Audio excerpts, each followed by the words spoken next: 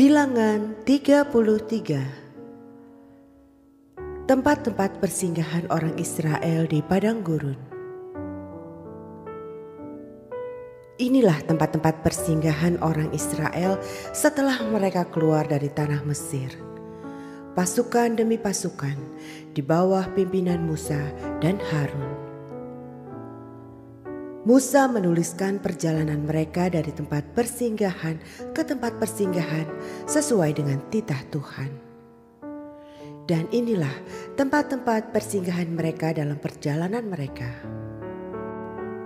Mereka berangkat dari Rameses pada bulan yang pertama, pada hari yang ke-15 bulan yang pertama itu.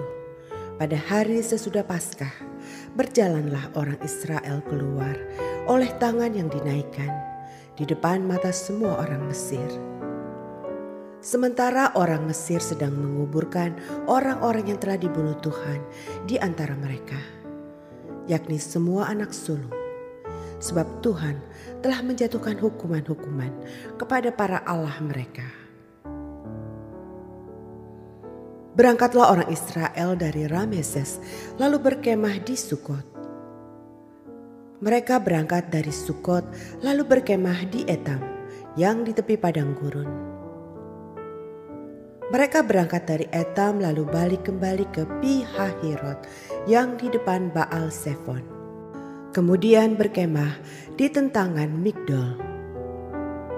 Mereka berangkat dari Pi-hahirot dan lewat dari tengah-tengah laut ke padang gurun. Lalu mereka berjalan 3 hari perjalanan jauhnya di padang gurun Etam. Kemudian mereka berkemah di Mara. Mereka berangkat dari Mara lalu sampai ke Elim. Di Elim ada 12 mata air dan 70 pohon korma. Di sanalah mereka berkemah. Mereka berangkat dari Elim lalu berkemah di tepi laut Teberau. Mereka berangkat dari laut Teberau lalu berkemah di padang gurun Sin. Mereka berangkat dari padang gurun Sin lalu berkemah di Dofka. Mereka berangkat dari Dofka lalu berkemah di Alus. Mereka berangkat dari Alus lalu berkemah di Rafidim, dan di sana tidak ada air minum untuk bangsa itu. Mereka berangkat dari Rafidim lalu berkemah di padang gurun Sinai. Mereka berangkat dari padang gurun Sinai lalu berkemah di Kirbot Ta'awa. Mereka berangkat dari Kirbot Ta'awa lalu berkemah di Hazerot. Mereka berangkat dari Hazerot lalu berkemah di Ritma. Mereka berangkat dari Ritma lalu berkemah di Rimon Peros. Mereka berangkat dari Rimon Peros lalu berkemah di Libna. Mereka berangkat dari Libna lalu berkemah di Risa. Mereka berangkat dari Risa lalu berkemah di Kehelata. Mereka berangkat dari Kehelata lalu berkemah di Harsyafer. Mereka berangkat dari Harsyafer lalu berkemah di Harada.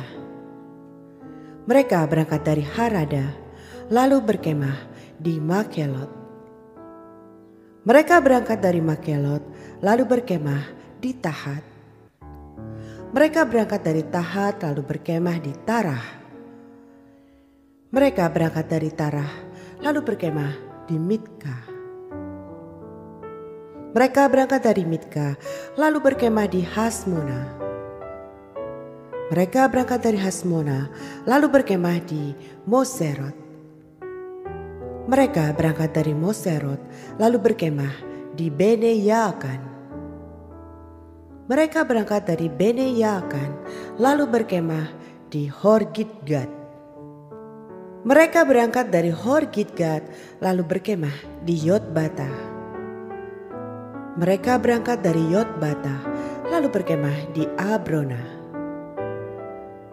Mereka berangkat dari Abrona lalu berkemah di Ezion Geber. Mereka berangkat dari Ezion Geber lalu berkemah di padang gurun Sin, yaitu Kades.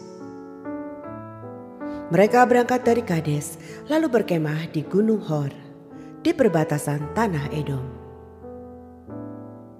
Ketika itu Imam Harun naik ke Gunung Hor sesuai dengan titah Tuhan. Dan di situ ia mati pada tahun ke-40 sesudah orang Israel keluar dari tanah Mesir. Pada bulan yang kelima, pada tanggal 1 bulan itu. Harun berumur 123 tahun ketika ia mati di Gunung Hor. Pada waktu itu Raja negeri Arad orang Kanaan itu yang tinggal di tanah Negeb di tanah Kanaan mendengar kabar tentang kedatangan orang Israel. Berangkatlah mereka dari Gunung Hor lalu berkemah di Salmona. Mereka berangkat dari Salmona lalu berkemah di Funon. Mereka berangkat dari Funon lalu berkemah di Obot. Mereka berangkat dari Obot lalu berkemah dekat reruntuhan di Abarim di daerah Moab. Mereka berangkat dari reruntuhan itu lalu berkemah di Dibon Gad. Mereka berangkat dari Dibon Gad lalu berkemah di Almon di Blataim.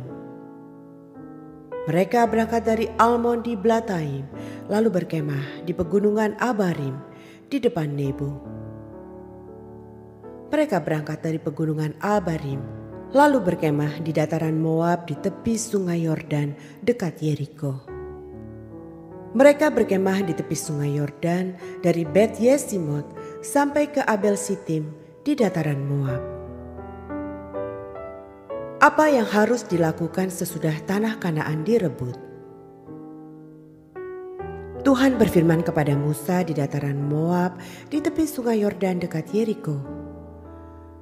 Berbicaralah kepada orang Israel dan katakanlah kepada mereka, apabila kamu menyeberangi sungai Yordan ke tanah Kanaan, maka haruslah kamu menghalau semua penduduk negeri itu dari depanmu dan membinasakan segala batu berukir kepunyaan mereka. Juga haruslah kamu membinasakan segala patung tuangan mereka dan memusnahkan segala bukit pengorbanan mereka. Haruslah kamu menduduki negeri itu dan diam di sana. Sebab kepadamulah kuberikan negeri itu untuk diduduki. Maka haruslah kamu membagi negeri itu sebagai milik pustaka dengan membuang undi menurut kaummu. Kepada yang besar jumlahnya haruslah kamu memberikan milik pusaka yang besar. Dan kepada yang kecil jumlahnya haruslah kamu memberikan milik pusaka yang kecil, yang ditunjuk oleh undi bagi masing-masing. Itulah bagian undiannya. Menurut suku nenek moyangmu haruslah kamu membagi milik pusaka itu. Tetapi jika kamu tidak menghalau penduduk negeri itu dari depanmu, maka orang-orang yang kamu tinggalkan hidup dari mereka akan menjadi seperti selumbar di matamu dan seperti duri yang menusuk lambungmu. Dan mereka akan menyesatkan kamu di negeri yang kamu diami itu. Maka akan kulakukan kepadamu seperti yang kurancang melakukan kepada mereka.